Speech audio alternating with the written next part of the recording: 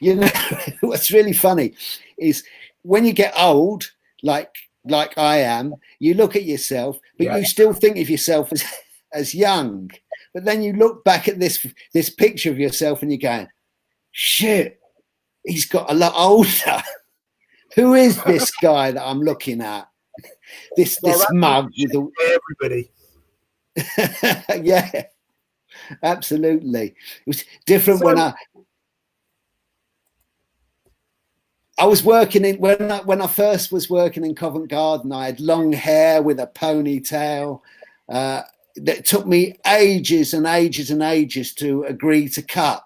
And when I saw a picture of me working, I cut the ponytail because it really didn't work with the character. It was just nuts. Or maybe I didn't cut the ponytail, but I put it under a hat.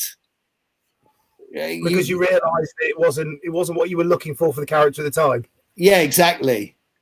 So, Mel, just say a little bit about what you do. Just give a bit of context about your work before we go on the journey of it. Okay. So the biggest show that I had, which was in Covent Garden, was what I called The Lost Tourist. But I'm going to mention this again. And people describe the show, typically people call it a following show. So a lot of performers do little bits of this following, which is kind of mimicking people as they walk past your show. And lots of people do that now. They've been used to. Yeah, someone's walking past, you copy them, you follow them, or you stop them, or you make them go in a different direction. Whatever, loads of things. You play with people walking past. Yeah, and lots of people at the beginning of their shows these days will do that because when they're building the crowd. And for people who don't know about that, street performers, if you're going to do a show, you have to get an audience, and you have to get an audience that's committed. So you have to get to a position where the audience is starting to grow, and they're still starting to feel like they're part of an audience and not just people just standing there. And part of the way you get the audience to grow is by doing things. Some people tell jokes. Some people do this following. Some people have a couple of tricks. Some people put music on. Some people, I remember the first time I ever saw it, an Australian came to Covent Garden and he started doing whip cracking, and it was really, really loud. And whoever it was, I can't remember, it was a real whippy cracky thing. And people would be coming from everywhere. And there's stages to building an audience, and get because you need a certain amount of numbers, and then you need to get them to move forward, and the basis of you have to understand that. And when I was first starting street performing, I didn't know any of that, and that's all the structure you have to know. What was it like when I first started? Yeah, well, what kind of person were you when you first began? Were you young, green, full of dreams, out of theatre school? All right, can I go back now? Because I actually tell you where it all came from. Because I started performing really late, and like the whole time I was at school, I did really badly. Got some O levels, got some A levels, but I was never interested. I was more interested in doing other things, and that was it. So school was actually a disaster area. And then I went on to do a job, which I'm not going to mention, which again was an absolute disaster, not for me. And then something happened. I left that job. My old man had passed on, and I wanted to do some new things. And I spoke to an old school friend, and he said, go to college, go on. So off I toddled, applied, and got on a business studies course. Still not what I was interested in. But on the first day, I went to what's called Freshers Week. If you go to university, Freshers Week is the week where all the people have got committees and student societies and clubs. They try and pull you in, pull the new students, get them to join in because they want. And I was going past one particular club, and it was called Student Community Action. And this guy pulled me in and persuaded me to take it. He said, "Oh, this is a really good idea, but I don't want to do it. Can you take over?" And suddenly, I don't know why, I took over. And me and this other guy started running this Student Community Action, which was getting students to help people in the community. So we did a load of stuff with old people and some younger people. And so we created a really big organisation. When we finished, we had 2 coaches, big budget. We were providing food for a lot of pensioners out in the community. And we also started, I'm running very fast here. We started a group which was called Nightline, which was basically Samaritans, student Samaritans. And that worked really well for students who wanted to commit suicide. They had a number to phone. Yeah. So I suddenly, for the first time in my life, found something I was interested in. And I got off the business studies course and changed into a degree in social studies with a qualification in social work at the end. And why am I mentioning all this? Because suddenly, instead of being lost, I suddenly was motivated to do something. And suddenly, for the first time in my life, studying, I was starting to do well, which I hadn't done before. And so that was really interesting. And I didn't have much money. I didn't come from a rich family. So in the summers, I worked on these adventure playgrounds, where in fact I created an adventure playground, which was in Sheffield, which was a buzz. And I suppose that's where I started to get the feel for wanting to perform.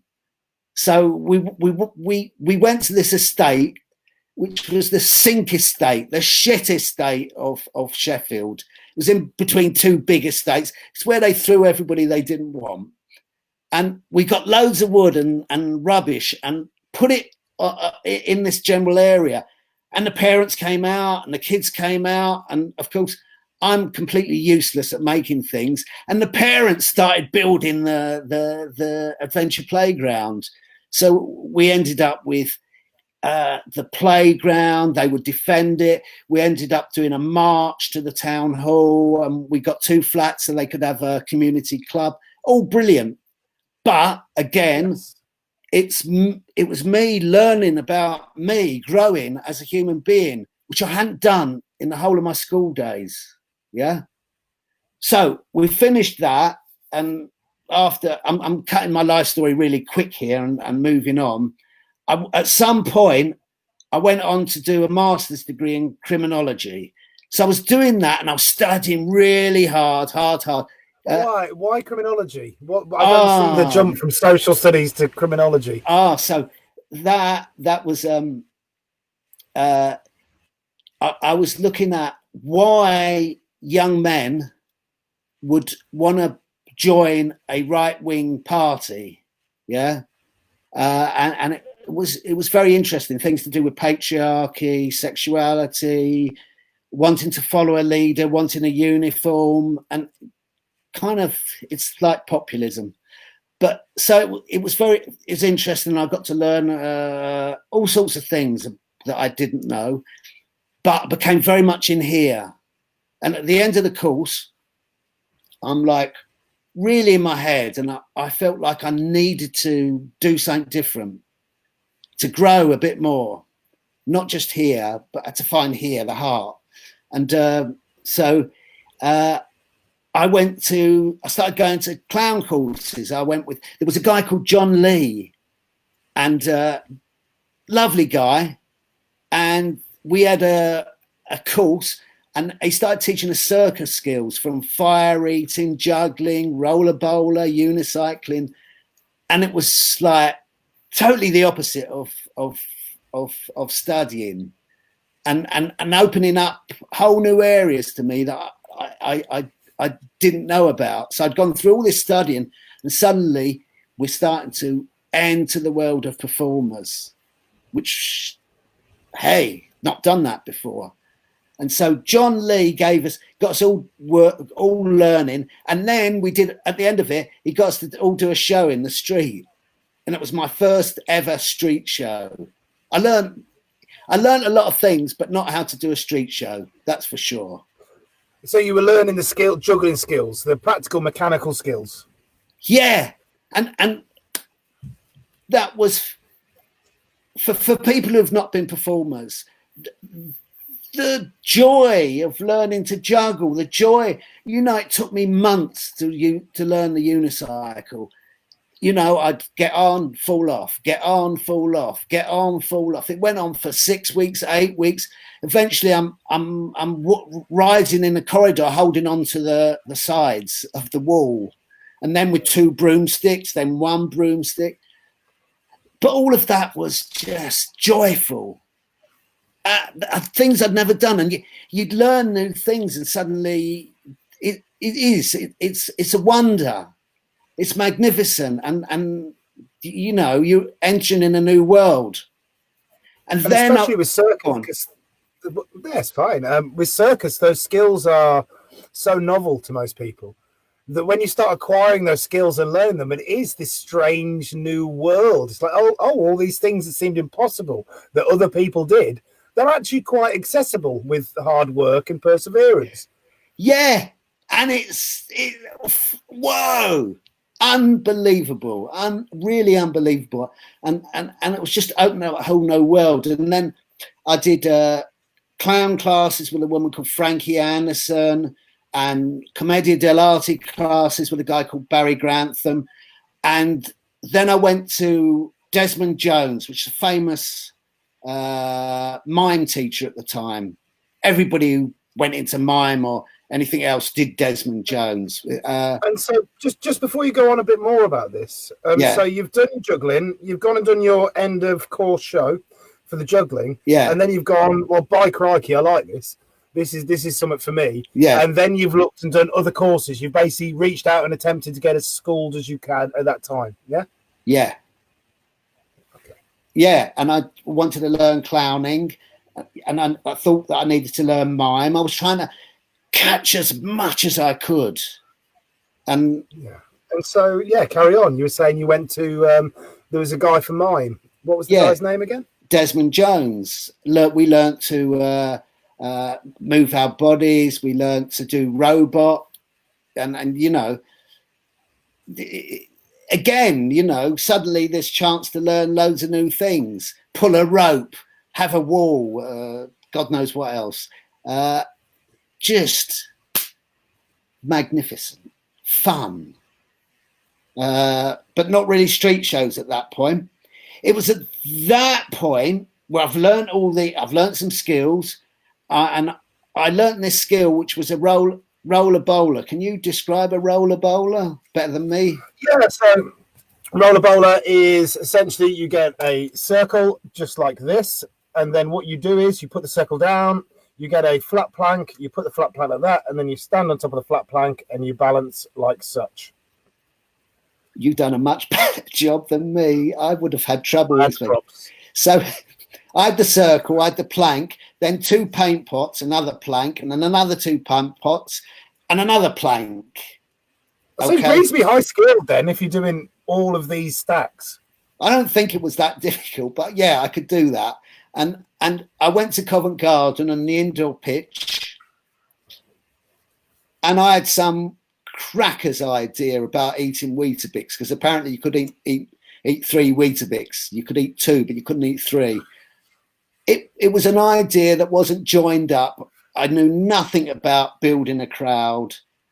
I just knew nothing about the mechanics of working on the street.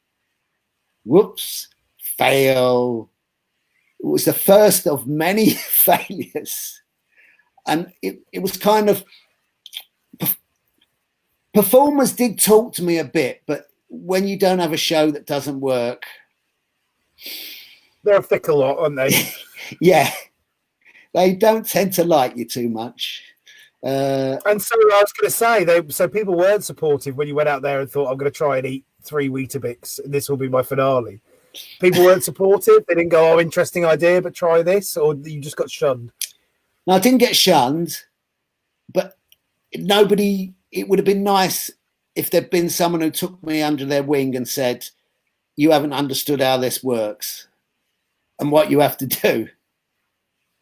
But instead they just stood back and laughed a little bit. I don't rightly know. I mean, you know, when you're first starting, you're kind of all over the place. You're not focused. You're not really focused on the audience. There's probably your heart beats high, and you know, nervous. And if you don't know what you're doing, it's a nightmare. But in one way, it's a nightmare. In another way, you're moving forward. And I was moving forward.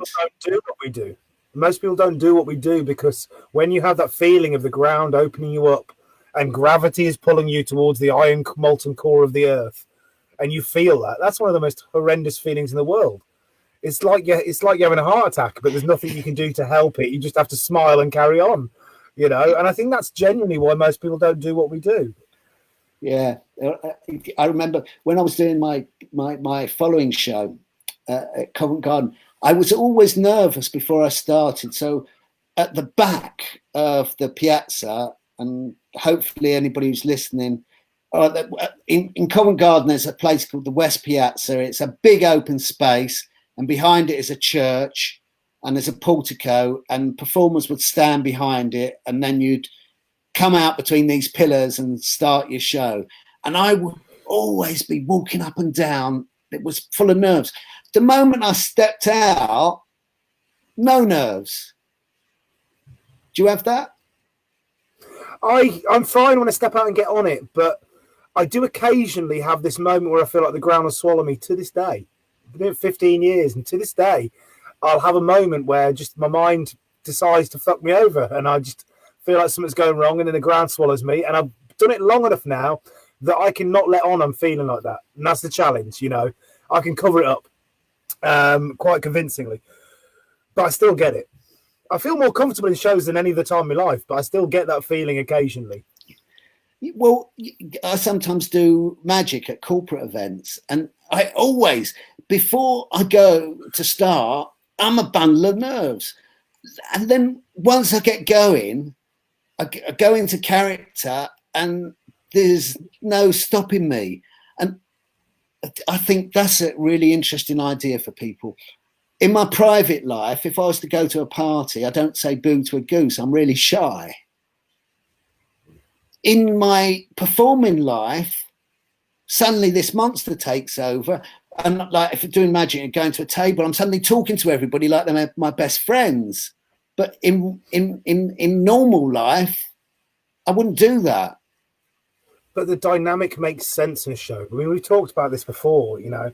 When you're doing a show, there's simple things you need to achieve. And there's a clear protocol that we all understand between each other of the way you can behave. You are in control to a greater degree. Whereas in conversation, there's variables everywhere. There's no real rules. There's some protocol, but people might not choose to follow them, and you have no control over anything. In a show, you can have some semblance of understanding and control of what's going on. And I think that's what it's about. I think people, when you're in a normal public place, you can't be, and you wouldn't want to be that over-effervescent character. It wouldn't be pleasant. Yeah. But I think I did change over time. The more I performed, the more I dealt with the shyness. So I actually have two choices now. If I go somewhere, I can choose to be shy, or I can choose to actually not be shy. I can make a choice. But previously, I couldn't make those choices. They weren't open to me. It's the performing. Well, maybe because you didn't have control. Yeah, the performing opens you up. It opens up all sorts of possibilities, and it opens up for you to be able to be vulnerable and not worry that you're vulnerable. And I think that's the key to being a clown as well. Maybe this is why I'm problematic with that, because I'm too controlling. I want to control everything. And as a clown, maybe you can't do that. Maybe you have to let the chaos swirl around you. Oh, I love the chaos. I do. So what's your? We'll go back to the history and get the chronological story, sorted in a minute. But what's your ideology as a clown? If you had to have a small thesis as a clown, what clowning is, what it should be. Can we go there after we've gone through the chronology? Yeah, of course we can. Let's go back to your story then. Because the whole thing is a progress, and it leads to the possibility of the clown, which I can explain better then. Yes. So after I've done all that, failed in Covent Garden, I popped off to Israel for a few years, and when I was there, this English guy comes into where I am and said, how he knew, I don't know. He said, I hear that you know a bit about clowning. And I went, well, some. And we said, okay, let's form a partnership. And we called ourselves the Belinsky brothers, Segolio and Raviolo, kind of Italian flavour. And according to Stuart, I saw recently, he said we were the first street performers over there. Wow. And we weren't great, but we did lots of things. And we got together with this guy, Avraham Dana, who had studied with Lecoq. For those who don't know, Lecoq is the name of a guy who started a mime, physical theatre, clown school at very high reputation. A lot of well-known people have been there. And he'd been there. So he started to teach us things more about character, more about being in the here and now and listening to your audience. So I learned when you're standing in a circle, you have to be aware of the people, listen to the people, sense when you have to go quicker, sense when you have to go slower, sense when they're with you, but also be aware of anything that's going on outside the circle and be able to react to that. And those are sort of things I like. So, you could be doing a show in Covent Garden and you've got a big edge. For those who don't know what we mean by edge is that the audience explain edge. I'm running out of how to explain. Yeah, no worries. So an edge is kind of street from a colloquial term for the front row of your crowd. So when you have a circle of people, the edge is literally the outside of your empty performance space. Yeah. So you're doing your show, you've got that edge, the people are listening, they're really, especially if they're really with you. And then suddenly you're in the West Piazza in Covent Garden and you hear what is it? A rubbish truck. I don't know what you call them now. What would you call them? Refuge truck. I mean, we've been Americanized, so we'd probably say garbage truck. A garbage truck. So, you know that is a great thing.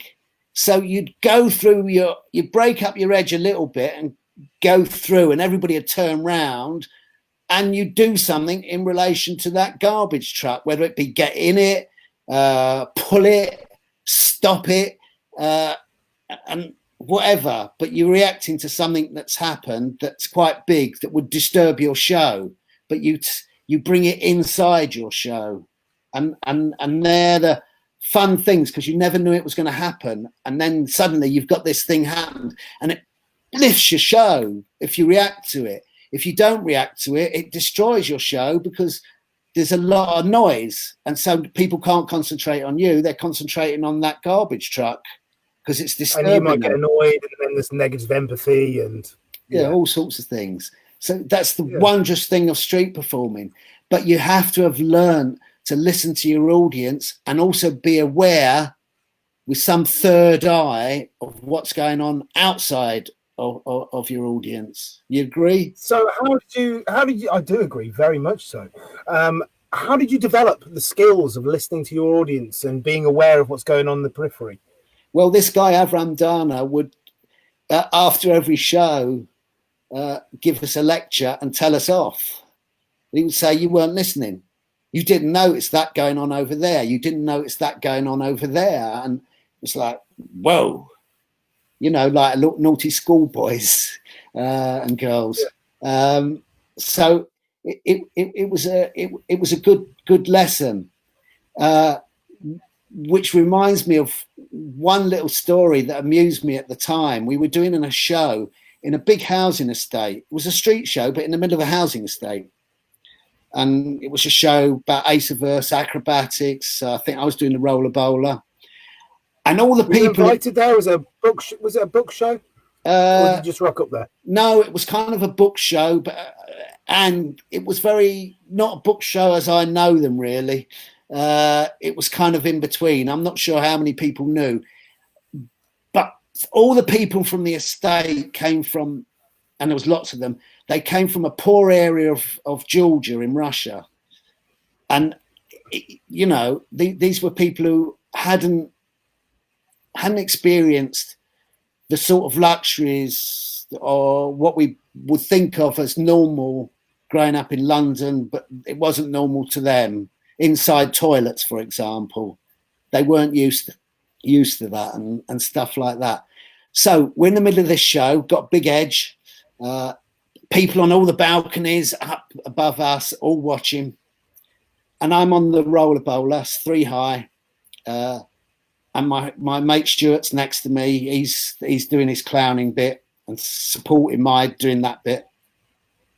And behind us, I didn't know, was a little old lady. She looked, I didn't see her, but once I'd seen her, she looked about like 60 or 70 years old, in black, right? With a black headscarf. I don't know if I can explain this well enough. It's like this really little old lady who can just about walk, and with great difficulty. And apparently she sneaked up behind me. I don't know. Stuart doesn't know. And we don't even realise, and I'm not sure the audience had realised, she sneaks up quietly. And you've got to imagine it's a little old lady. You've got to get in your head, this little old lady. Sneak. She gets behind me, and suddenly her hand goes, "Crap!" and she grabs me by the balls.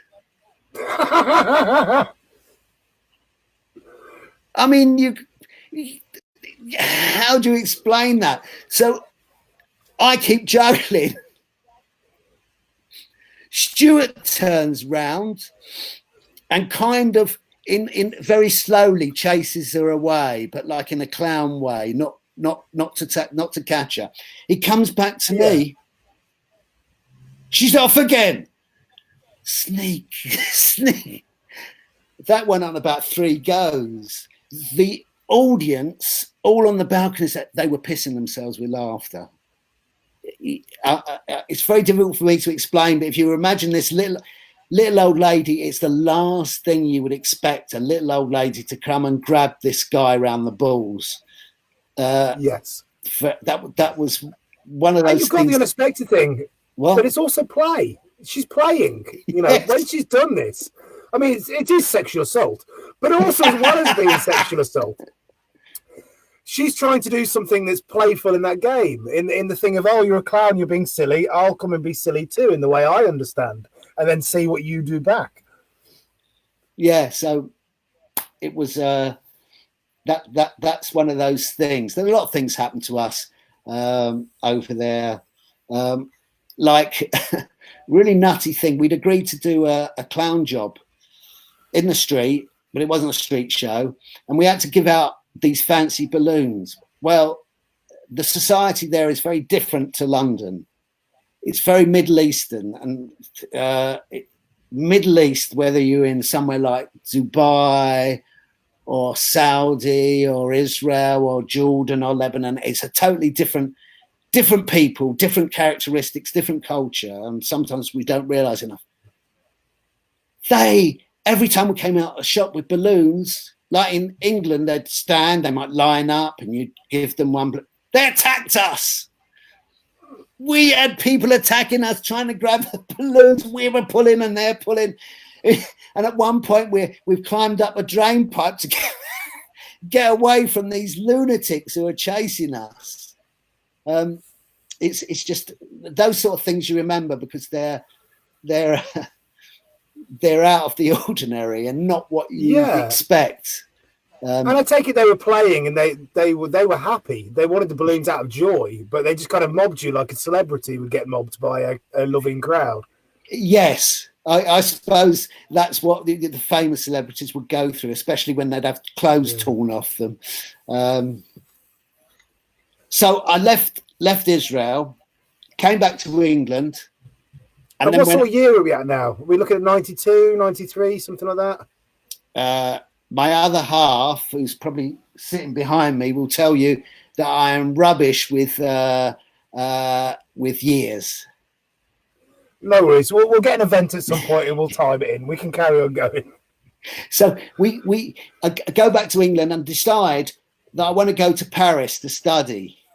So there's Jacques Lecoq, but I couldn't afford Jacques Lecoq. I had no way could I afford Jacques Lecoq. It was a 2-year course. There's no way I could have that sort of money. Not a chance. Not a hope in hell. What sort of money were you looking at then? Roughly, was it like 10, 20 grand or something like this? I don't know, but it was beyond my capabilities. And I don't have a rich family, or didn't have a rich family to dole it out to me. Yeah. So there was another teacher who taught clown theatre, who's also quite well known. He's a guy called Philippe Gollier. Yep, and lots of people studying the Gollier now. Yes, well, I could afford to go to Gollier, and I also. So I've gone to Paris, picked up my gear. You'll know about things like this. I didn't have much money. I took a unicycle with me, some juggling things. Still don't know how to do a street show. Go over there, and someone manages to find me this really shitty flat, but it was great. Didn't have an inside toilet, that you had to go down the corridor, bathroom. Other people are used to. I wasn't used to that, but it was great because I suddenly had somewhere to sleep and going to the class. At the same time as going to the class, I'm trying to earn money. Whoa, fail, nothing working, trying. But I could get an audience, but I couldn't finish it. I couldn't finish the show to do a bottling. For those who don't know, I've heard French people are particularly difficult crowds to work as well because they're very culturally savvy. They really do judge you on what you do. I didn't really notice that, to be honest. And when we really got working there and things were working, we used to go to a couple of bars and people used to go, "Hey, les Anglais, c'est ici," and you they weren't treating us like the way they normally treated tourists or people from England. They were treating us as the crazy Englishman. It was really nice, and really were friendly towards us. But when I first started, so I got together with a magician and he could finish shows, but he couldn't start them. Perfect. So, it's a perfect combo. Yes. Well, for those people who don't know about street shows, at the end, you have to ask for money. And there's a whole art to asking for money and what you say. And it's called a bottling speech. Why is it? Explain to people why it's a bottling speech. So, bottling speech is actually a term which has been contentiously debated over where it came from. The idea is that the source of bottle was that when people collected in ye olde day in street shows, they wouldn't do what we do nowadays, which is you finish a show, you present, and then you stand with a hat and you get people to come to you. Instead of having that, what happened was you'd gather a crowd, you'd keep the people, and people would go around with hats or bottles and they'd collect. And so it was called bottling, it's believed, because in the oldie day, people would use bottles. So when you dropped the pound inside the bottle, you couldn't get it back out again. So that's the phrase of bottling. Reason it's important. If you're a street performer, as a lot of people are here, you'll know. If you're not, then you don't. If you don't ask, you don't get. When you're doing a street show, if you could do the greatest street show in the world, loved by the crowd more than any street show, ever watched by anybody ever. But if you don't effectively introduce the idea of monetary compensation for what you're doing, you won't get it. And so that's why everyone does hat lines. Mel, back to you. Yeah. So I got together with the magician. I would get the audience I'd put a few balls on the floor and I'd jump over them with the unicycle, and people would kind of go, what the effing hell's going on? And they stop. And I kind of then passed it on to him, who did a couple of big tricks, and then he'd collect the money and we split it. And I didn't really see that happening many other places. It was great because he was generous and I was generous to each other, and we helped each other because we were both earning not so much, but our money went right up because we're helping each other. You were mutually supportive. Yeah, and for me, that's what street shows should be about: helping each other and stuff. It doesn't happen so often, but it's great when it does. And so then I think he moved on, and I was still not doing well, and I had to ended up working in some shitty little factory to survive while still doing Gaulier. And I was doing this really horrible work. But at the end of Gaulier, I must say a bit about Gaulier. Gaulier is a teacher that I have mixed feelings about. I learned almost so much of what I know about clowning I got from Gaulier. And I think I'll elaborate on that. He would really go for you when you had to go on stage, and he had this word suivant. You get up, 4 seconds later it's going suivant, and you're off. And I've heard he's quite famous for making people cry. That's what I've heard from him. Gaulier makes every person who goes to study him cry at some point. I don't know, but it was really hard. It was all in French. My French was minimal. I was having to get other students to translate. But I did Gaulier at the same time as Gaulier was teaching with this magnificent woman called Monica Pagnot. Now, there's many people probably haven't heard of Monica Pagnot. She was the movement teacher and he was the theatre clown teacher. She was soft, lovely, supportive, just a beautiful human being. And I've heard from somebody else that I know, she's still alive and she's still this beautiful, wonderful human being. And she taught us movement and everything else. So I was about 4 or 5 days into this course and I went and saw her and I said, it's not working. I don't know what to do. And I don't know what magic she worked, but she talked to me for about half an hour and she's saying, the thing that she said was, go out there and try and be bad. All right. And this was really, it was her magic. And I don't know what, because I didn't really try to be bad. But from that day onwards, I did okay. I was like, he's got a big hierarchy. He always has a big hierarchy, his favorites. So I was like number 4. So I wasn't the top of the tree, but I was well above the middle. So every time I came on, I was getting a chance. And that's some of the things I didn't like about his teaching, because I didn't like the favoritism. I didn't like that if you weren't doing well, you didn't get a chance. And he hated mimes, but there's a reason. But isn't he at mime school? No, because he's teaching clowning and theatre. The reason he didn't like mimes, and he never actually expressed it, but I worked it out in the end, is because they use technique, and the technique can hide who they are. So what he taught us was to be vulnerable and to find those bits in us, our humanity, our sadness, our shyness, and be able to express that on stage. And it was that ability to be vulnerable. And I owe him for that, because it's the center of what clowning is. I just read a book about loads of famous clowns, and most of them talk about it. It's finding your humanity, finding that bit in you that is your emotions that you usually hide. People have walls in front of them so when you don't want to be embarrassed, so you hide. So if someone goes on, someone's got to do public speaking, which it frightens a lot of people, and they make a mistake.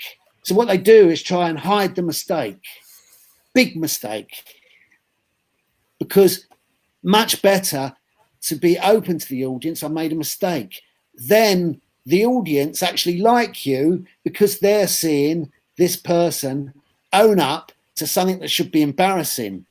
And they're thinking, thank God it was me. And I like that person because they're showing who they are. And I think that's answering the question that you asked me before. What is the central ideology of clown? Yeah. Yeah. That's why I wanted to wait till I got to that point. Yeah, no worries. And so you think that clowning always has to come from a position of honesty? It's not because we talked about this before, about work, and about how when some people make their work, they have a pre-designed message. I'm going to say this because I don't necessarily mean what I say, but I mean this, and I want you to understand this. From the beginning, there's an intent. But you're saying the clown is being honest and open emotionally in that environment, so maybe there's not that intent. Maybe it's just about the emotional relationship. Well, emotional relationship, and you've got to be vulnerable and open. Now, some people do street shows, they're not. But they can do successful street shows and they can be big money earners, but they're not necessarily vulnerable or open, and they're not necessarily what I'd call a clown. That doesn't matter because what they do is still great. I don't want to put a value on this one or that one. It's not important. Just for me, the essence is the vulnerability of the human being, and that's what makes the clown. And if I go right back to the beginning of what I was saying, you remember I said that was very much in my head. Coming to Gaulier and going through all the other clown things, I started to grow as a human being because I learned not to be shy, but to be able to show my shyness. Not necessarily to be angry, but to playful be angry. And you've suddenly learned to express your emotions. How great is that? You know, people spend thousands of pounds going to therapists, and actually this does the same job because you're growing as a human being. I think if it does the same job, then why are so many clowns messes? Because there's other problems, you know. We mentioned this a little bit ago in this conversation. So when you're in the here and now, and you've got an audience, and you're totally in the moment. You're not thinking of the past, and you're not thinking of the future. You're just there, and you're reacting and playing with what's going on. Most of the time, when you get to that point, which I love, of being totally with the audience, which I think gets to almost being spiritual, it's a wondrous moment. But then when you stop and the show's finished, you're not bathed in that warmth of this audience. So it doesn't matter what show I've done, I usually feel sad afterwards and empty. And I think a lot of performers have that. Do you find a difference? Do you find the best shows when you feel the saddest? I'm not sure, because quite often I would. It's the disjuncture, or the shit word. Why am I using such a long word? The difference between being in the moment with a load of people who've become an audience and you're in a dialogue with them, and suddenly you're on your own. You're not part of this whole. You're on your own. Yeah. So when you're with the crowd and when you're watching it, when you're playing with the crowd and you're in the show, there's a conversation. Your words are important. Your presence is valuable, and it's clearly communicated to you that it's valuable, that people appreciate it. And then when you're on your own, you get none of that stimulus. Yeah, but you're giving out all this warmth to them, and they're giving back because there's so many of them. If it's a big show, all this warmth is coming from them. You're all being hit. Matt, I don't know how to explain that. How do you explain the feeling of warmth you're getting from so many people? I can't explain it as much because it's quite ethereal. You know, it's something that's in the moment when you're doing it. But I will say this: I talked last year, I think it was, in Edinburgh to a performer called Hemlock, an Australian performer, who I think one of his partners was a sports scientist and went down and studied.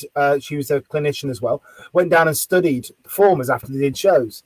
And she said the performers had the medical conditions that you would attribute to a stroke, to shock, actual shock. You know, like medical shock. All the performers that came off the shows had those conditions because your brain and your body is going mad. You've got 300 people screaming at you. You're either leading a war or about to be killed in one. You know, I think all those instincts are rolling up and welling in you when you're doing those things. It's not natural to stand in front of 300 people and have them all look at you. It's not a natural thing to do. It causes weird things to happen in the psyche. Yeah, but it's wondrous. When I was in Paris, a bit later on, I'll jump ahead a bit, and I got invited to a festival in a place called Brest, Brest, somewhere in France. I don't remember where. And at some point, I got invited to go and perform at a rock festival. I don't know, 5,000, 10,000 people. And it was, I can only vaguely remember the feelings, but I went on stage and started sweeping and doing various things, and people were laughing. And this enormous audience, and they're laughing with me, and there's a wondrous feeling, and it's the same with the smaller street shows. You have this feeling of it's really ecstasy. What do you think? I completely agree. It's not something that's really comparable. I mean, the cliche thing would be like, oh, it's like sex or it's like this, but it's not like sex, and it's. I mean, the best thing I could describe it as maybe is it's the moment just before someone's about to attack you. You know, that feeling you get, the panic, the worry, the release of adrenaline, the shaky leg. It's like all of those things, but you don't have the horror about being beaten up. You have the idea that lots of people are about to be nice to you, accompanying that feeling. But it just is, you're in the moment, you're not thinking about it, but you're in this total wonderful space. And when you come off, it's like, ugh. And I think many performers have difficulty dealing with when they come out of the limelight. So you get people who get go down the road of drugs, go down the road of alcohol, but not in a little bit. They go down the road in a big bit, and it derails their life. Well, I think there's something I see in a lot of performers. A lot of performers tend to, just because of the nature of the way they learn things, tend to be quite habitual people.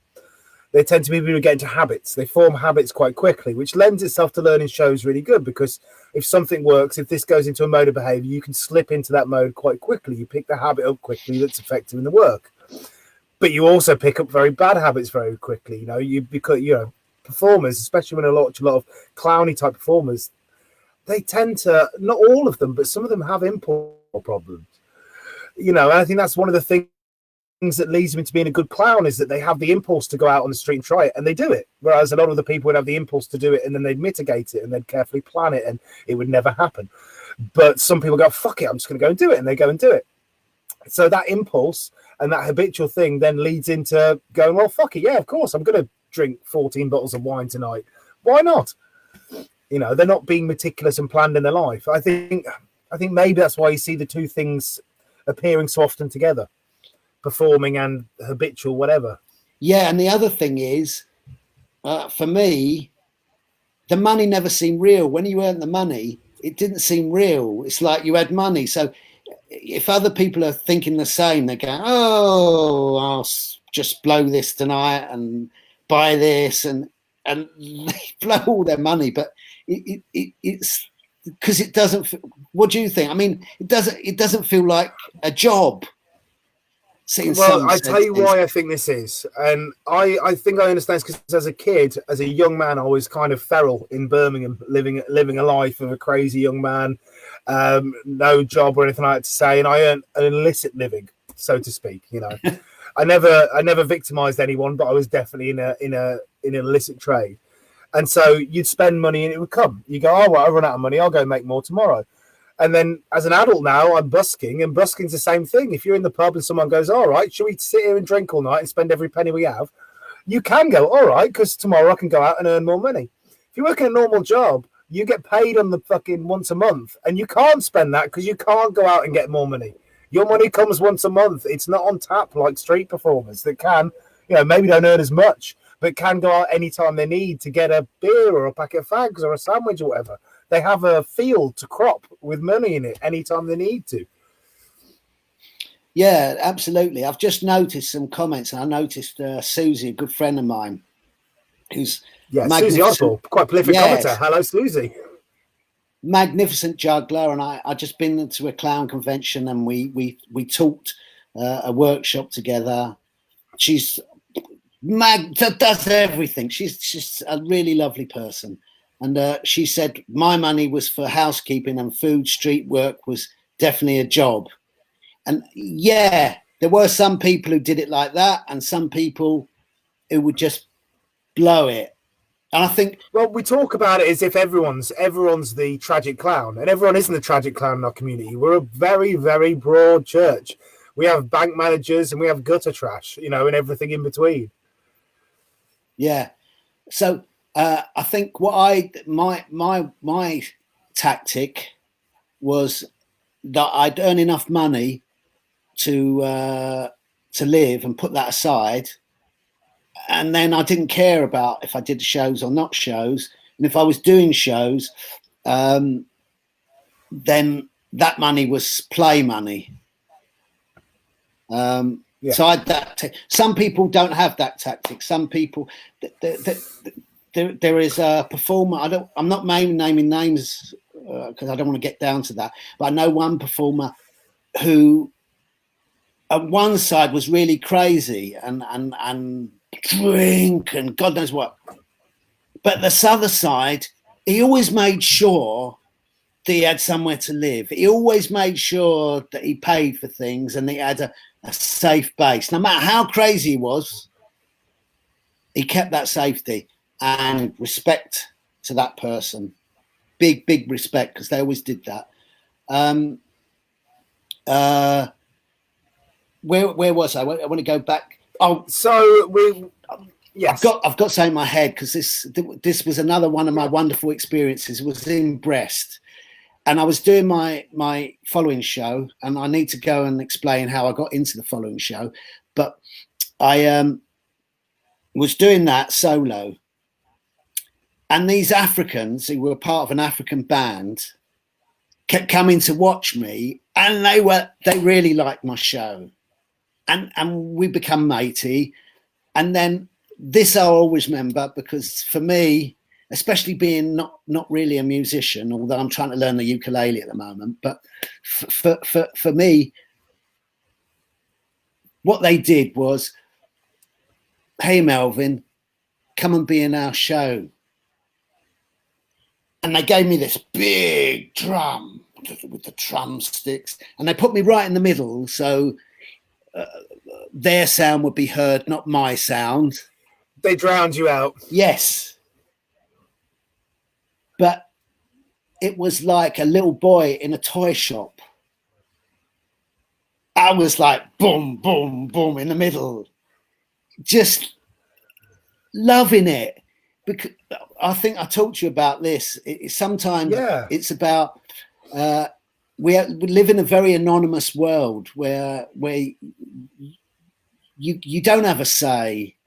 You don't have a say in anything. It's really difficult. And there, it was like I was a somebody. I was part of this African drumming group, and this little white guy amongst these big guys, and it was just, you know, one of those things that you'll never forget, or I will never forget. Yeah. And so what did it feel like when you were walking through the street there? Were people watching? Were they cheering? Did you feel part of the group? Did you feel like it was a little holiday into somebody else's life?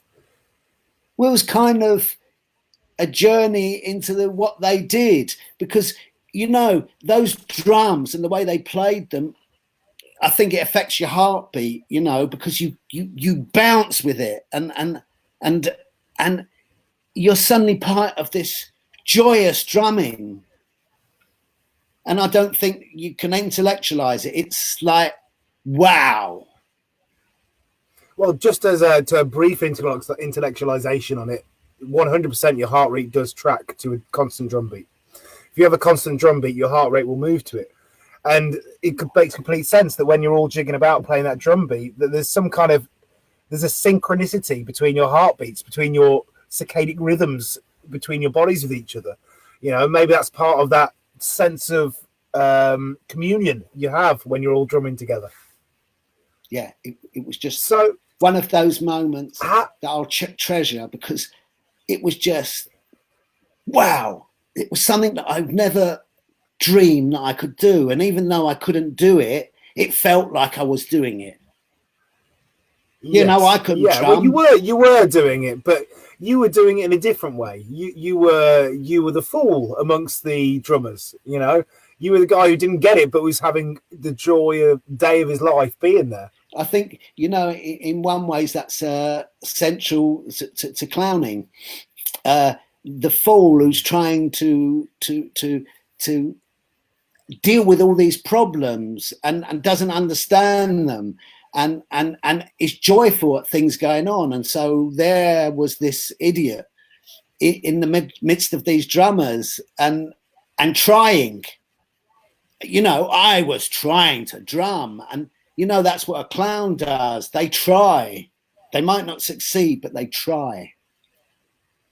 I think, yeah. And there's something beautiful about it. I mean, I hate to, you know, pick such a well-known and almost shameful to say, a bit cliche maybe now, but you look at Only Fools and Horses, possibly one of the most, you know, popular comedy programs of the last 30 years in Britain. And the reason you love those guys was that word. They tried. They were crap at everything. They failed. They cheated. They were liars, but they were trying. You've hit a sore note there. Only Fools and Horses had a live show in the West End. And the last 6 weeks there was a last 6 weeks, then Paul Whitehouse was going to be in the show. And he's kind of someone you would this was the remake, yes, Paul from the Fast Show, yes. Yeah. So it was Only Fools and Horses. We bought tickets. We due to go. COVID virus comes along. Okay. And the day before our tickets were due, the show was on. The day that our show was due, wallop, cancelled. Oh, well, it's nice to know that we can now find the true victim of the COVID tragedy. Only Fools and Horses, yes. Yes, well, particularly you for not getting to see it. Well, so, Mel, let's get back onto the performance side of stuff. Well, and so how did you form the following? Yeah, no, carry on. If you want to say something, please do, by all means. I should have listened.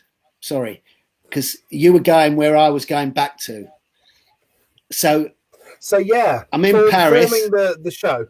Yeah, in Paris, and I get together with. I meet a guy. He's another English guy, Alan, and we started. There was 4 of us at first, but it got down to me and Alan, and we started experimenting. We did mime tennis in the middle of big space. Nobody looked. We did came out with a tea set and chairs and table. Nobody looked. Just walked on by, and it was all great experimentation and finding out what and didn't work, which is lovely. Not at the time. It's something that's bereft nowadays. You won't find that nowadays. Definitely not in London, at least. because maybe there's not that many spaces to experiment, but people just aren't playing with the medium anymore. Well, it was fun and not so fun. It was both at the same time because you're struggling to have enough money to live. And I'm going to note here, because it come up later, but I used to walk past the patisserie shops, the cake shops. And in Paris, there are wonderful cake shops. And my mouth would be drooling, but I couldn't afford to buy the cakes at the time. So me and Alan eventually stood still, like statues. People stopped. It's unreal. They were stopping. We weren't doing anything. How do you explain that? I don't know. We've stopped. They stop. And then once we had an audience, a big enough audience, we'd start improvising. And that became our show. So statues into improvising. And we just made up things. Before we go on for it, because I want to know more about that, I'd like to potentially answer the point of why people gathered around when you were being a statue. And I think the answer to that is the same reason why Christian clowns, traditional clowns, green hair, red nose, white face, that kind of get-up, why they really struggle nowadays to build crowds. And it's because people like a mystery. They like to look and think, what's going on here? What is this? What's happening? It's something they can delve their mind into to try and understand. Now, if they see a clown in the traditional Christian sense of a clown, green hair, red, they know what it is. So there's no mystery. It's like, okay, I understand what it is. Walk off. If they see two guys drinking in a tea set, they go, oh, they're drinking in a tea set. Walk off. But then when they see you standing still, they go, they're going to do something? What is this? What's happening? And it's that thing that draws people in, I think, the mystery. As J.J. Abrams would describe it, and I hate to quote him because he's fucked up a lot of my favourite films recently, it's a mystery box. Well, you'd have interesting things. There was something we used to do every now and again, which was to look up to the sky as if there was something going on. And everybody would be looking up to the sky. And you know, in the last few years, oh my God, what's his name? Sergio, who works at Magic Corner in Covent Garden. I saw him doing that gag, and you know, he's made it up. He's come up with it himself. Native Theatre Company.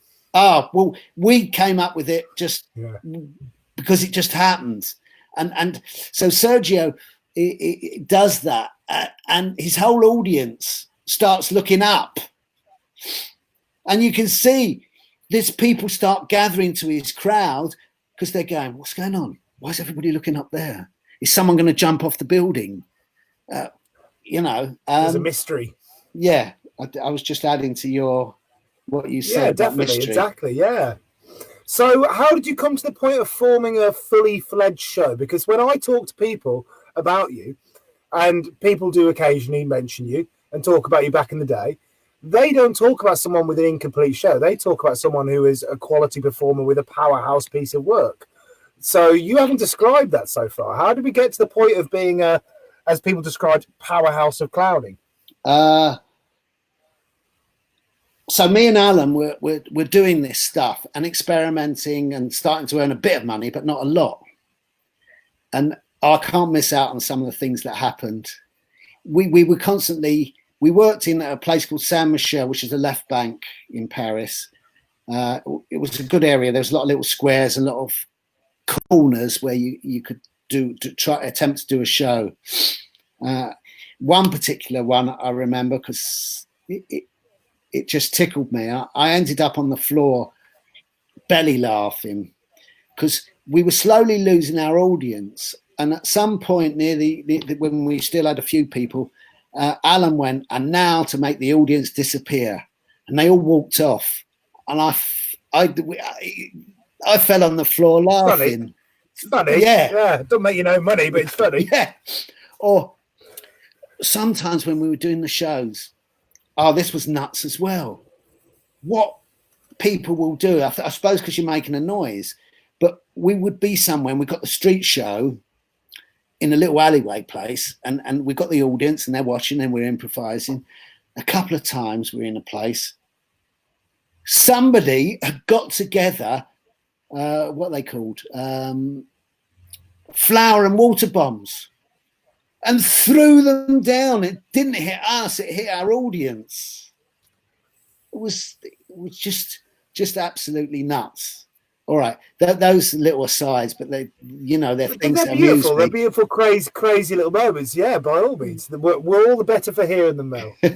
So moving on a bit, me and Alan, at some point, this Italian guy, Maio, came over and said, "Can I join with you?"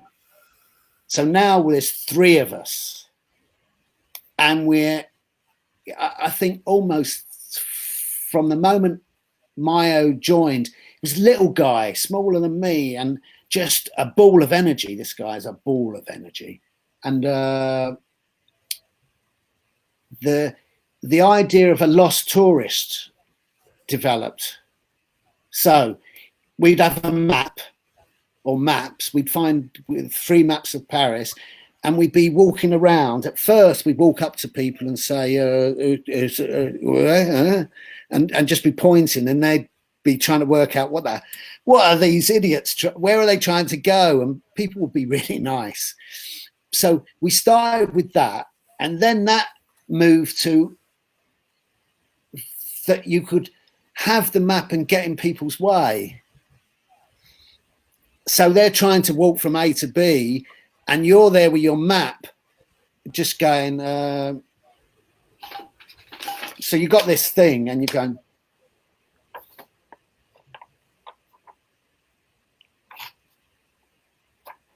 And they're trying to get past you. Now, if they try to go past you on your right, you go in front of them, and you go in front of them.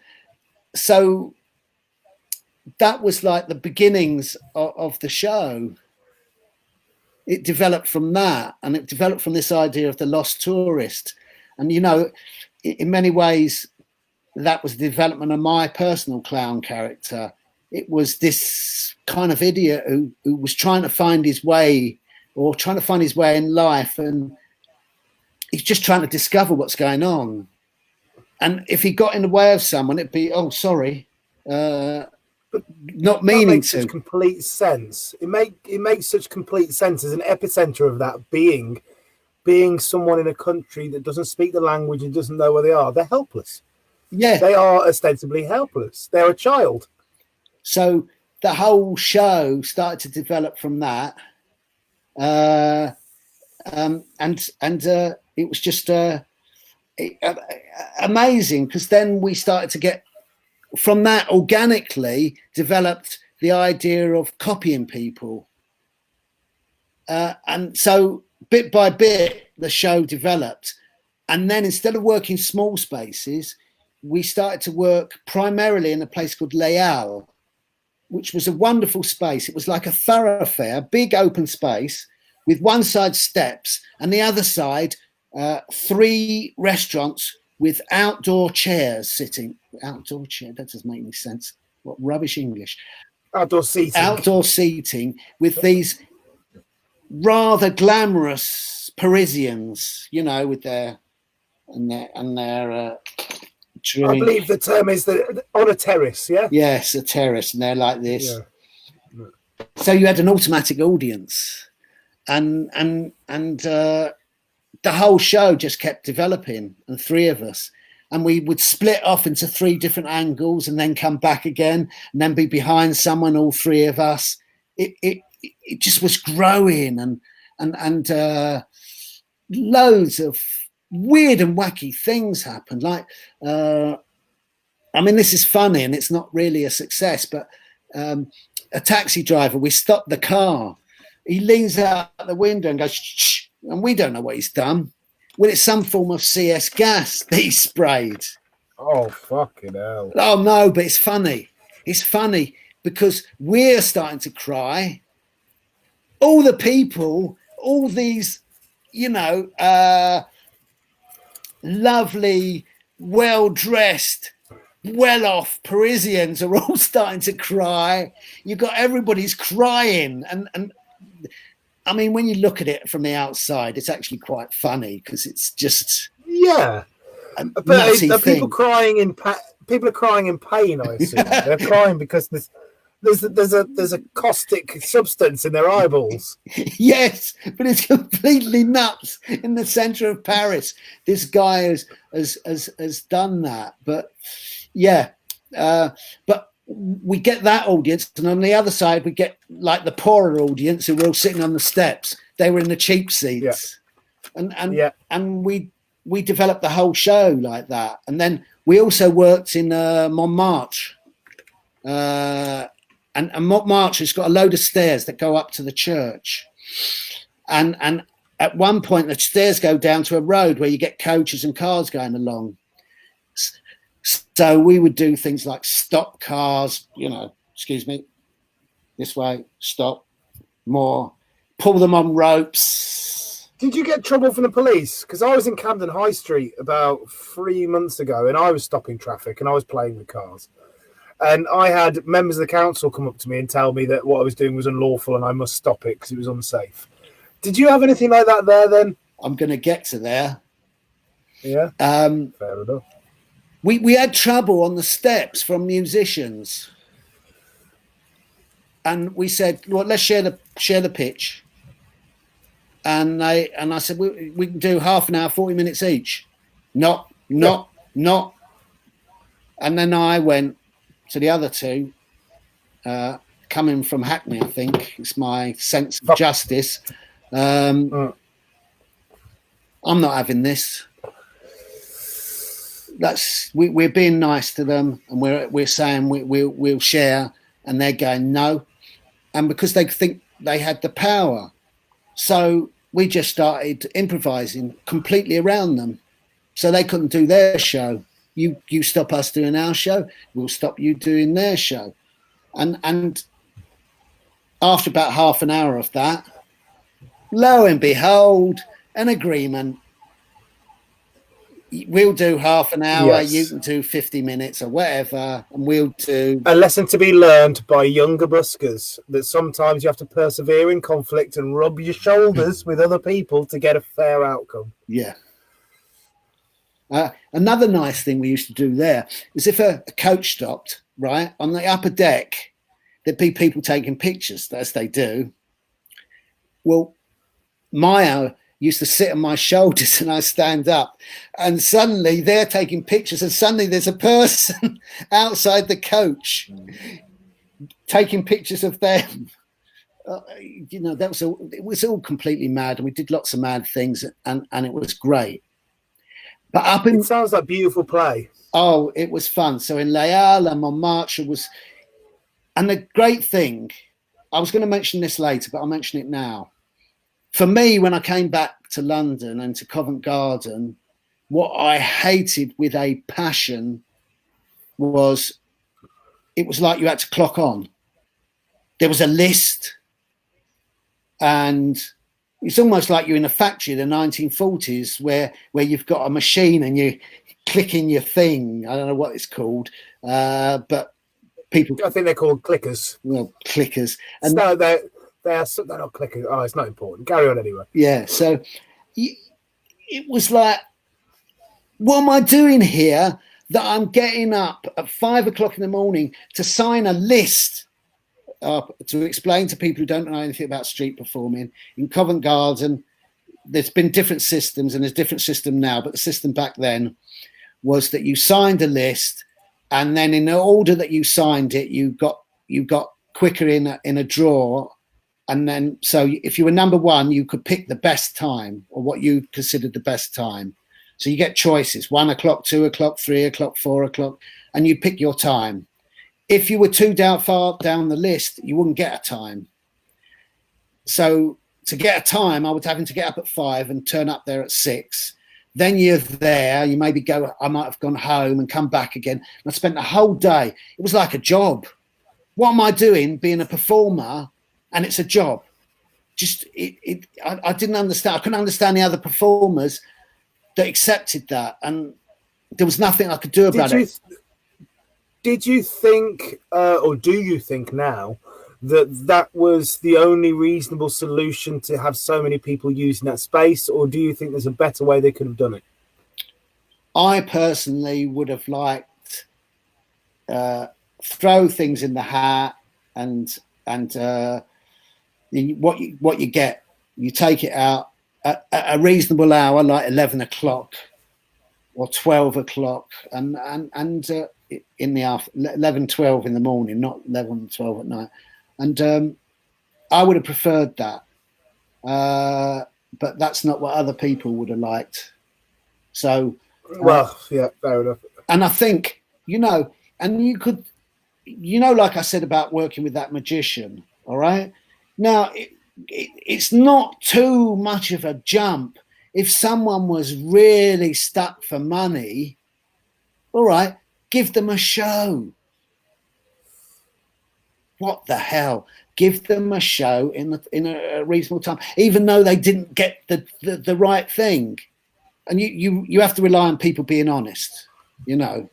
Someone's really stuck, and being kind as well. Because I think the pitch at the moment. I was ill a few years ago, and they basically they were the state for me. They came every couple of weeks. They dropped me money. They kept me fed. They kept me healthy. So there's definitely something there. But there also is, at the same time, people won't give away shows to people if they're skinned. They'll say, well, we'd rather give you money and keep the shows ourselves because we make more cash. We'd rather do it that way. That's okay. I don't think that's the money then. Yeah, I mean, people are looked after. I don't think that's necessarily the most interesting thing about that. I think the most interesting thing is the thing with, for example, if somebody turned around and did a duo show, there are duo shows there. But it doesn't seem like there's an environment for people to do stuff that's not economically viable. People want everyone on the pitch there to be making dollar, because if not, it's seen that you're wasting the place. And this is what's interesting about you talking before about all the experimentation that you did to develop. And whether or not there's actually space for that now in London. I don't know if there is. I'm partly responsible opening up pitches in every square, but yeah. What do you think about that? Well, I had a friend called Dave Wolf. Lovely guy, but wasn't very good at doing shows. And he kept on and on and on. He kept doing it. And the people who were doing their shows really for money, not for anything else, resented him taking their space, as they consider it. And there was a lot of bullying went on until Ozzy, who is a big West Indian guy, used to do shows down Covent Garden. It was Mr. Muscles. He was a boxing champion at one point, wasn't he, as well? I don't know. But he was... I believe he was, yeah, as a youth. And he took Dave under his wing, and I think he started getting him doing weightlifting. He got bigger, and then people couldn't bully him so easy. But I remember... Why do you think there was so much bullying there? Because he was taking their space. But I just mean broadly as a culture. Why do you think there was an environment which facilitated the bullying of someone taking a space? Because that doesn't happen in the same way now. There's something there about it. There's a guy who I love very much called Bino. He's a great entertainer. He does beautiful clown stuff, but he's not a big earner and he's not a power show. And he got that, but it was very quiet and it was sort of done behind his back. It wasn't done to him, which perhaps is more honouring what happened earlier back in the day in the 80s. At least they'd bully you to your face. But, there's a different thing going on there. There was an environment, it seems, in the 80s where it was okay to have dominant people engaging in conflict with other people, dominating other people. Yeah. From what I hear. Well, there was some of that, but let's not say that was the whole thing, because it wasn't. There was also lovely things. When I was doing the following show, sometimes on a Sunday, when everybody had stopped, about 10 of us would do a following show together. I'd be in the front and all these people behind me, and it was great. And then the money just went to go out or do something. Money wasn't important. It was just fun, and it was fun for everybody to play together. And there was other good things that happened. Like we did a pantomime for the charity. What's the homeless charity called? Do you remember? Was it Crisis? Yeah. Crisis at Christmas. Yeah. This bunch of street performers end up in the Julke Yorks Theatre doing a pantomime for one night to raise money for Crisis. How cool is that? I can't remember. Was it Eddie Izzard or Rob Ballard who wrote the show? I think the story I'm told is that Rob Ballard wrote the show and kind of really pushed it together. He was the driving force in that project. He might have been, if I'm to be told correct. I think Eddie was involved as well. I don't know how, but I mean they were both a double act at one point anyway. So both incredible performers. Rob Ballard was an incredible performer. Created theatre shows after he left Covent Garden. Great. And Eddie, we know, totally famous. And the hardest worker I have ever met in my life. Possibly the reason to attribute to why he's so successful. Well, I mean, the guy is unreal. I mean, such a hard worker. Anyway, where were we? So we created this big show. Before we go on, just very, very quickly, Melv, there was a question from Stefan James Back. Stefan James Back, I told him I'd ask this question, just very quickly interject with it. He asks, ask him if he knew Pony, the mime who started a following act before his show, later doing a duo with René Bazinet. Yes. I knew Pony in Paris, and what a performer!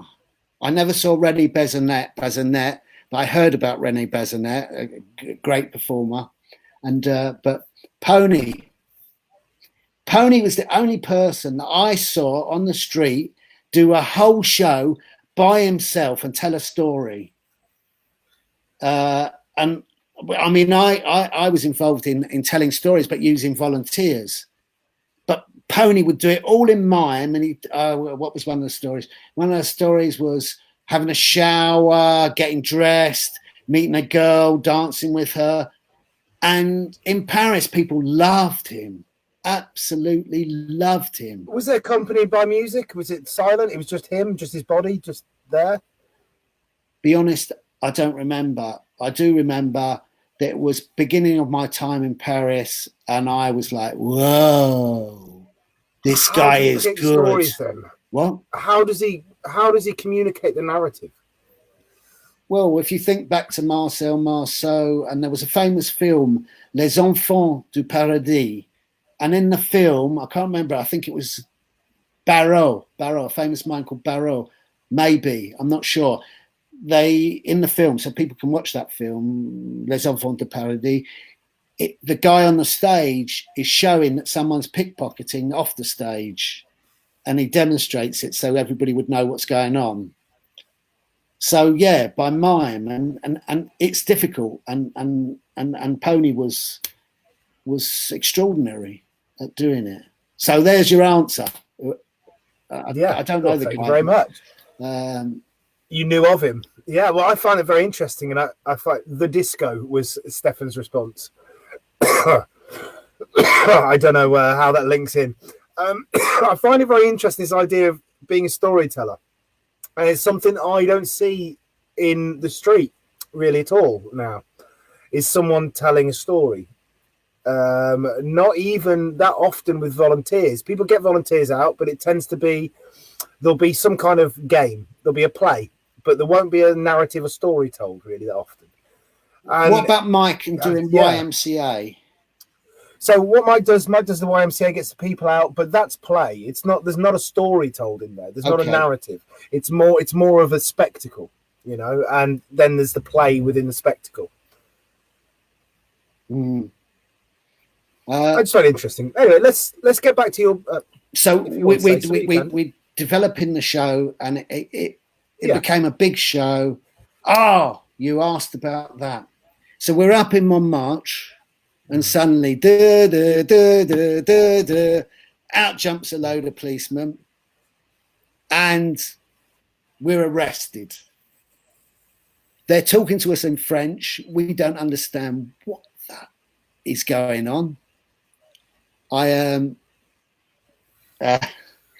We get put in this police van. Some other people got put in the police van. We get delivered to the police station and sat on a bench.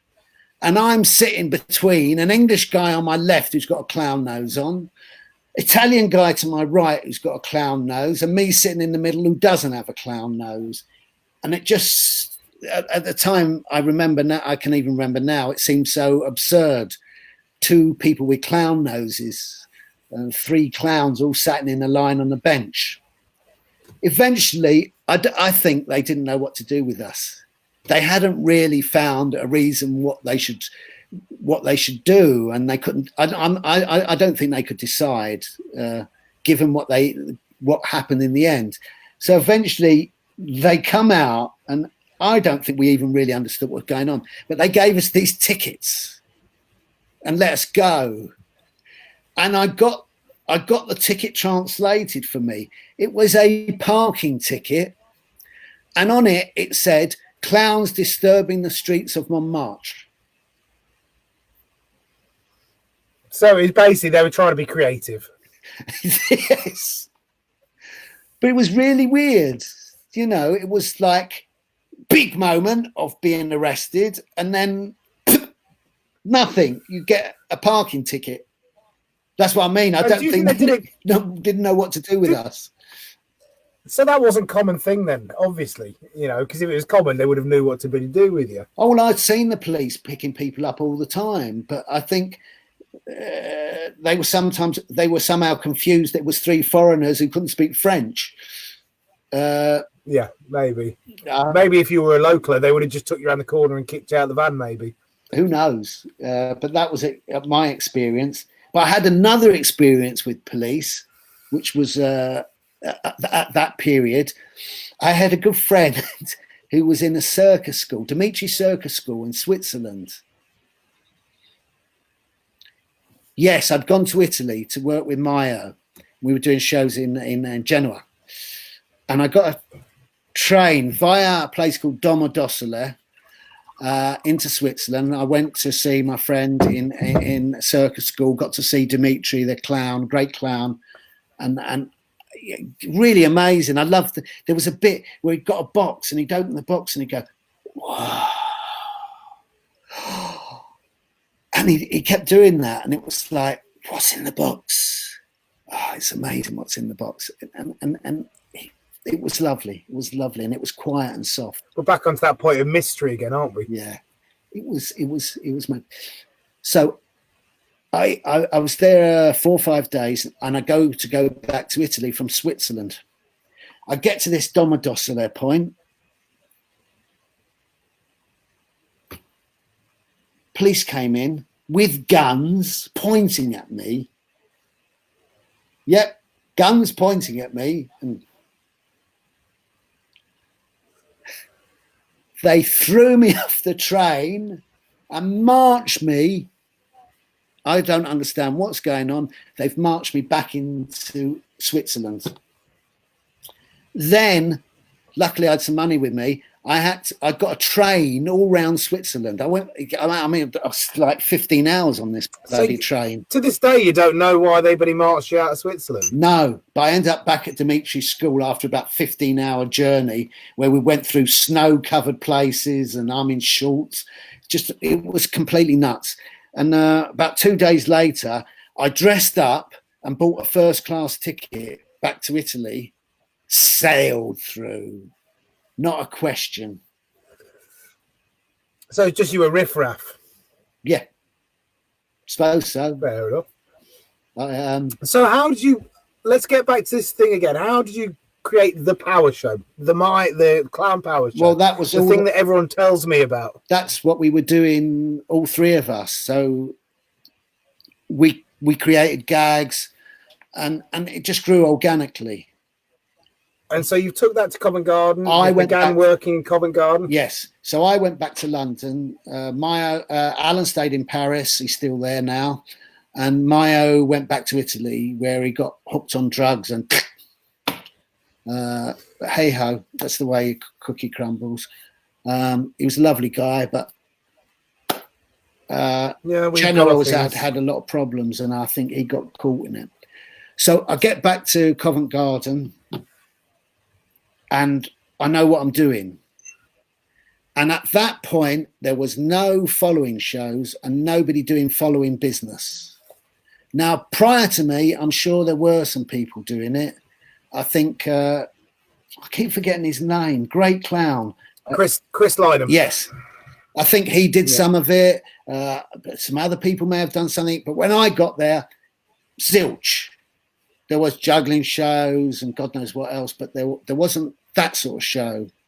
And I had the confidence from Paris, so I just started to do it and started off with the Lost Tourist and then doing the other gags, and slowly, over time, to Covent Garden and the space. And you've got people wandering through the back, you've got people wandering through the front, and my character's such that it's not threatening. So could get away with lots of things. That's an interesting point. And I've seen people who didn't understand that. If you're going to do that sort of show, you have to build the audience before you do anything too big or too much, or interfere too much with someone. And I saw some people. A mind without a crowd is a stalker, yeah? Yeah, and I saw people who, with only a few people, were doing some of the bigger gags. And of course, you've got, people would hit out of them because they're thinking, why is this guy following me? Yes. The context isn't there yet. You're not being buffered by laughter. People don't see this thing happen, shocked, and then see the laughter and get the relief. They just see this thing happen. Yeah. It's sad, really, that people do. And a lot of people, I don't think, understood to this day, don't really understand what you can do with this following idea, this mimicry idea. They do it as a gag. You're using the volunteer.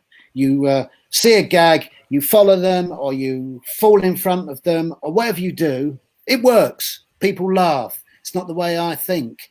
I think that I'm this idiot who's just trying, and I would do these things, but I want the laugh to be on me. So when they react, I'm like, sorry, oops, whoa, and I'm reacting. Now I'm getting a laugh that's not on them, that's about me. So people are laughing with my antics, not the volunteer, because I don't want to make fun of them. It's the last thing I want to do. You're not victimizing them. I don't want to. And I want, the great part is that you would get a lot of people and they would react to you, and suddenly the game's on, you're playing. And when I talked earlier about having a dialogue with the audience, a dialogue with the volunteers, how cool is that? It's just, people do things.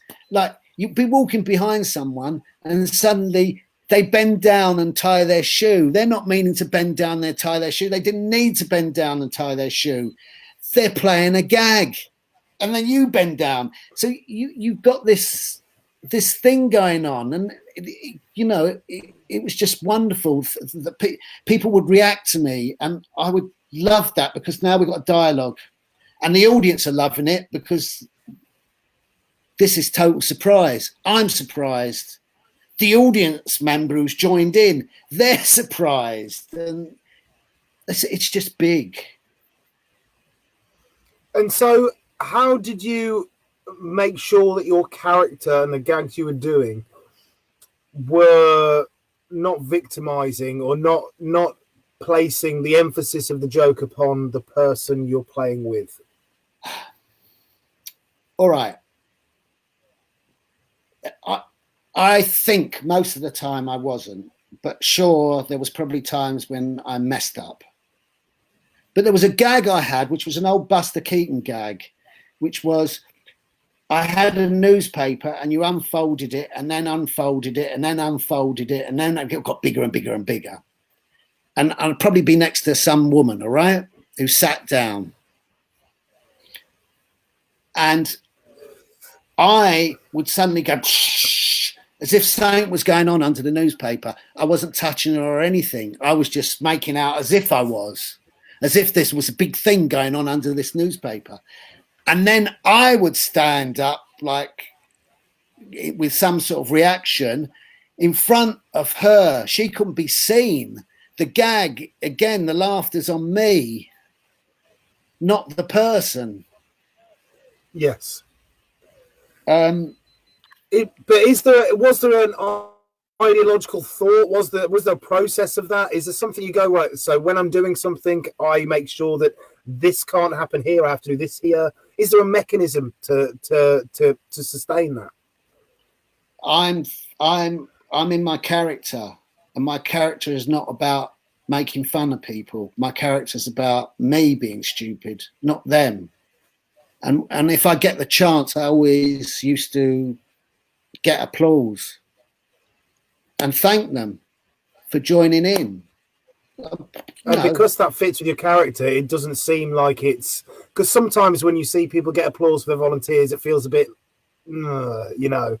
feels like, you're working them. You don't care about this person. You're just doing that. Oh, no. But if you have this character that's playful and loving and open and constantly trying to muck around with people, then when you do get applause from people, I'm sure it feels better. It feels sincere and worthwhile and earned.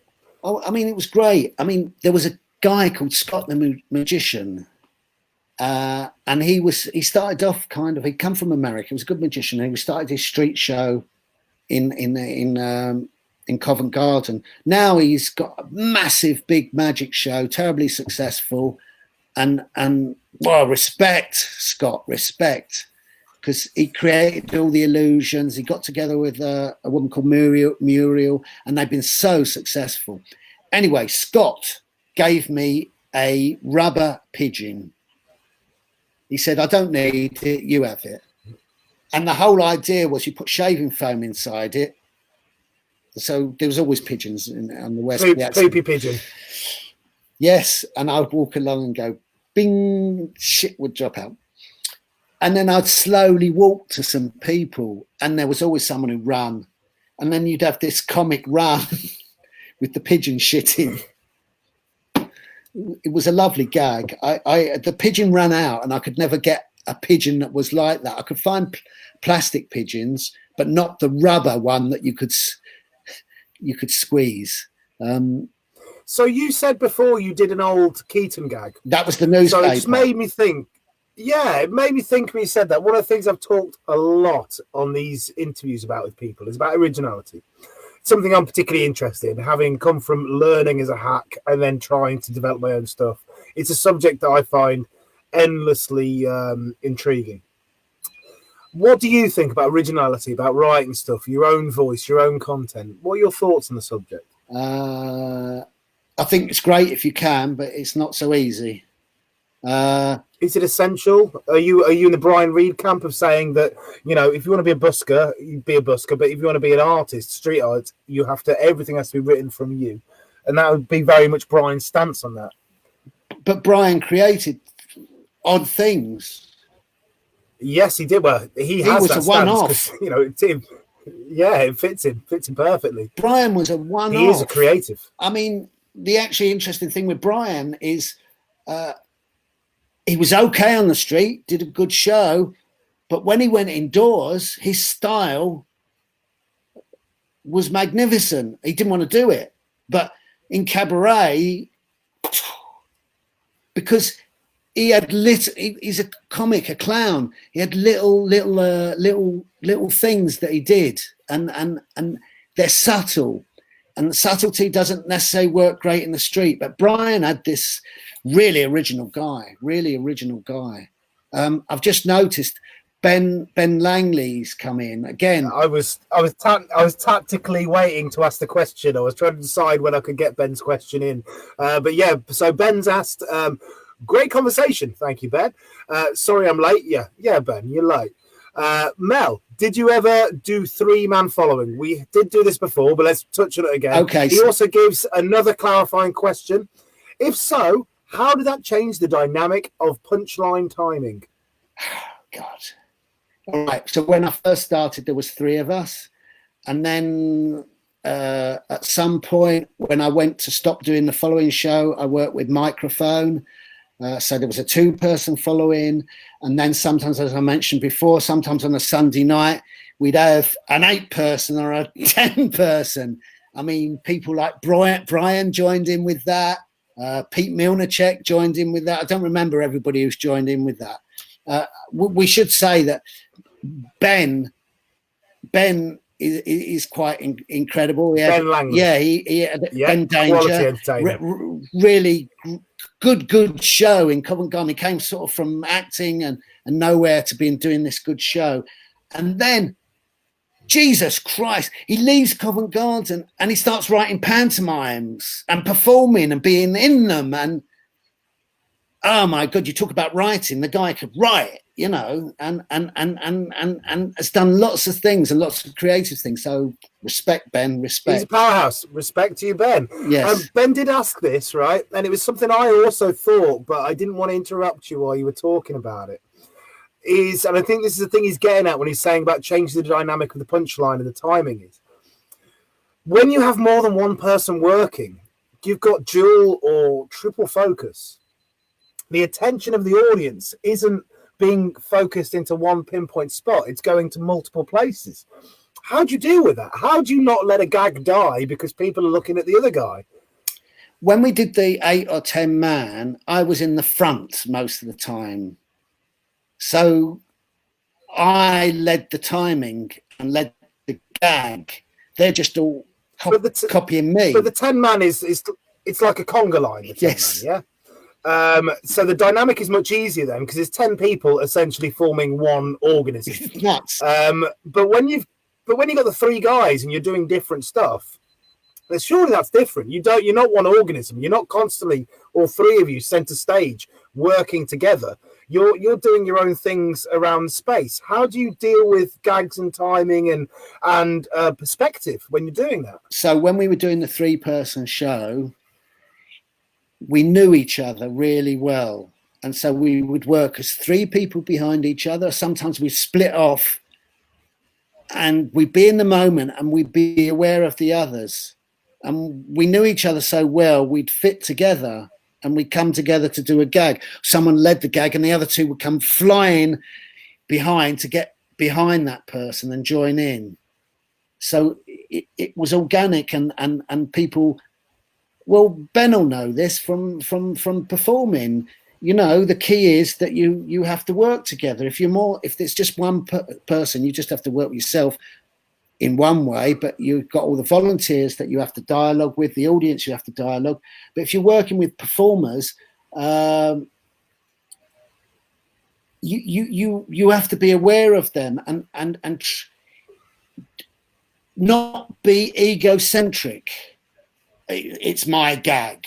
If you're going to work with other people, you have to give and they have to give back. And that's what makes it work. If you go block, there is no chance of anything working. So you're constantly watching each other. I take it that's the way you have to make this work. Because you're constantly aware of every other person in the group, what they're doing, how they're doing it, and you through time intuitively, you kind of know where the bits are going. Absolutely. And you know. What I was saying at the beginning, I'm going to say it again because I'll probably say it again.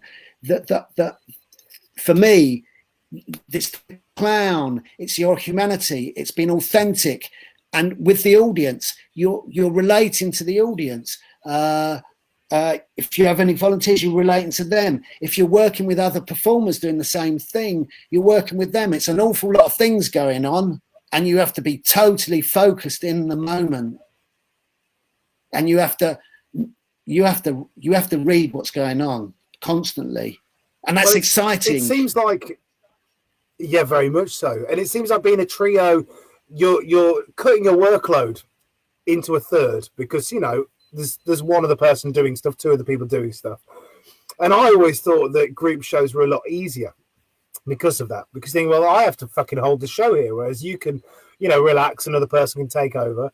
But it seems like particularly the work you guys are doing, you can't relax at all. It's not that you've put the labour onto other people. It's that you've added an extra layer of labour into the show. Well, psychological labour. I don't think it is, because what I said was, when you're in the moment, and I said it was kind of spiritual, when you're in the moment, you are just there. And the wonderful thing is, even if there's two other people you're working with, you're there with them. You're there with the audience. You're there with the automatic volunteers that you bring in. It's magnificent.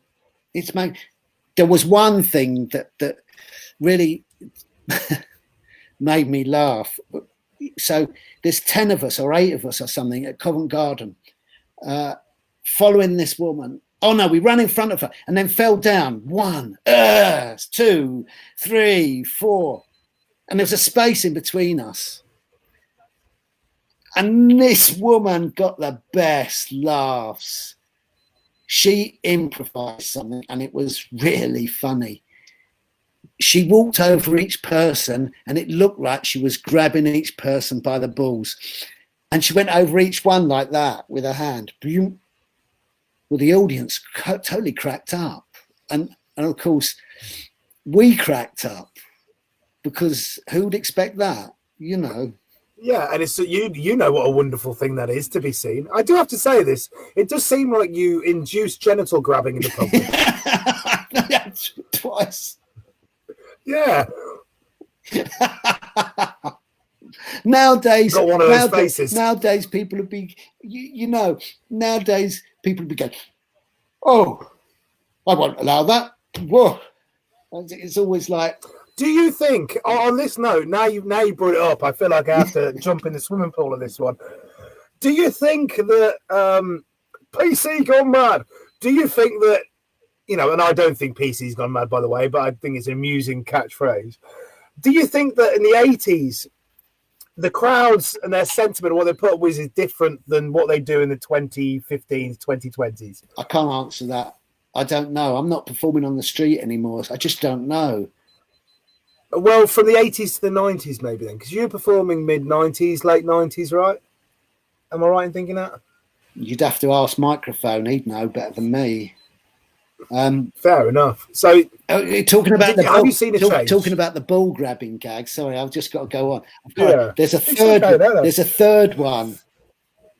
I was working and I was being some sort of robot at a trade show, and it was part of a magic illusion. And I would get in a box and be chopped up and God knows what else. And I had this really tight, I wonder what that material's called, the very stretchy, but it's tight on you. Spandex. I don't know, something like that. Yeah, spandex. And fortunately, I had a cricket box on. I say fortunately because it was really fortunate, in my opinion. One of these businesswomen was brought out at the end of the show, and I was still pretending to be a kind of robot, and she took one big grab at my balls, but she hit a cricket box basically, because otherwise it could have been painful. Yes. I don't know. So she was going for a punch, or she was going for a grab, or yeah. Interesting. I don't know many people have had the same issue you've had. Well, so for a lot of years. I've never had some. Well, I've had Pepe grab my balls in a show, but that's very, very different. Pepe's got a certain thing about grabbing people's genitals. I don't know why. I don't think he even does it. He's not attracted by it. He just he likes to make you feel uncomfortable. Oh, Brian at one point. I don't know whether you'll do an interview with Brian. You probably will. At one point, I've done one with him, but we just got some tech issues, so I'm going to try and do it again soon. Okay, hopefully. See if Brian remembers this thing. He used to go round and try and kiss people with tongues. men or women in the show? No, not just generally in his other life. performers. Oh, just because he liked them, or because he No, made them uncomfortable, some or kind what? of Brian winding people up. Ask him just walk about up that. to someone again. He might not remember. I will. He might not remember, but I do. It was really funny. Some of the people running from him. Apparently, Ross Foley says chimpanzees do it as a greeting, so maybe he was channeling his inner chimp. Oh, Ross is a good mate of mine. He used to be in. He'd done loads of theatre, and he used to be with Patty B. They used to have this wonderful wandering act, which was an old butler and a dowager queen, and very funny and very witty. And Patty was very witty, and Ross would be dour behind her. And great act. Just since we mentioned him. So, yeah, no worries, mate. By all means, since we're verging on the 2 hour mark, we're welcome to talk more. 2 hours. I just want to 2 hours nearly. Yeah, now I think 8 minutes till 2 hours. Do you want to stop or what? So, no, I'm fine. I'm more than happy to talk. I did a 6 hour interview of Rumpole the other day, so it's okay. This is pretty easy going at the moment. We can tie it up around 2 if you want. If you want to stop, we can do. But I just wanted to get to the latter bit of your story. So you've been in Covent, you've been a mime, you've travelled around the world, been a clown, you've travelled around the world. You've developed this show that works now. Yeah. So why stop? Why aren't you doing it to this day? Because you get older, and street performing on the whole is a young person's thing, really. You've got to be quite hardy and quite fit. I remember, I don't know how many years ago, I thought I'd give doing my old show a go, my solo show. And on the second day, I pulled a muscle. It would never have happened previously. But yeah, I think there gets a point where you have to move on. Did you make a decision? Was there that point? I slowly started to do more corporate work and festivals, and just moved out. And I was quite happy to move on because I was getting fed up with. The thing was that I was spending all my days at Covent Garden and wasting loads of time because I was there and you had to be there and hanging out. And after a while, after a few years, it's like, I've had enough of this. I started to take jobs elsewhere, and then I didn't need to do shows, and I did other things like. I created Richard. Richard did this with me a few times. What's Richard's last name? Juggler on Tall Unicycle. Richard Garrity? Yeah, Richard Garrity. Great juggler. Garrity, yeah, great performer. Well, yeah, very much so. He did this with me a few times. So did Susie, actually, Susie Oddball. I created an idea of a crazy waiter at corporate events. So I would dress like any other waiter and just be my character, be a bit slow, and you could see people were like, what's going on? What's the waiter doing? Why is he doing that? And it was just crazy. And Susie, joined in, and old Garrity joined in. And it was great. And was it this thing? It seems a lot of that corporate stuff. They quite like the idea of stuff emerging out of the normal world. So you have the waiter that fucks up, and people at first looking, is this a show? Draws the mystery, draws the attention. It's a piece of performance, and then you can enjoy it. Yes, I could tell you a lot of stories about that, but I mean, what wild stab, because I don't know the industry at all in terms of corporate work. Well, I play a kind of like an acerbic anarchist homeless bum. I don't get booked from any corporate gigs, surprisingly. Well, the waiter thing was really fun while I was doing it. At the end, I got a bit fed up. Yeah. But if we're going to go on, I'll go back to Covent Garden. Yeah, please do, mate. You sure?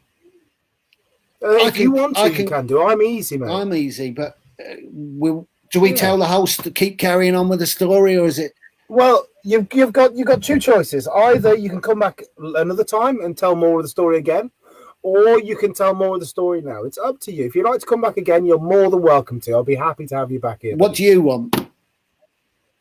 Well, I tell you what, let's do this. We've got 5 minutes. Let's finish off at 2 hours, have it nice and tight, and we'll get you back in a couple of weeks to finish off. Okay, that's cool, because there's a whole bunch of things to do with the street and philosophy of the street that I was interested. You know, the whole idea of formula shows and being authentic. You still get the same reactions, but I don't want to talk about that now because it's quite a big subject, and me and you have talked about this. We don't come to any conclusions, but we've well, maybe we can talk about that a bit more next time, because it's a big subject and we delve into it. You can spend a bit of time thinking about the talking points for 2 weeks. And the other thing that I was interested in is, why do we do it? What do we get out of it? Again, I don't want to talk about that now because that's another big topic. But it's really interesting, and for the performers to think about why they do it, what they get out of it, what's causing them problems, what's great for them, you know, and that whole concept of, do you do your show just for money, or because you love it, and I don't know. I'm trying to look at some of the comments. The comments. Would you like me to read you a couple out? Well, so let me see. If you'd like to address some comments before we end, a lot of them are just talking and kind of supporting the points we're talking about. So things like Mandiola says, "Oh, you have to see the waiter to appreciate it. The subtle beginning becoming more outrageous and turning the customers' outrage and complaints into gold." So they're talking about the waiter. Yeah. So Stephen says, "I did Dr. Death at the medical salon," and that's Stefan James Bach. Ah, do you know who I want to mention? Before we finish? Oh God, what's his name? Dr.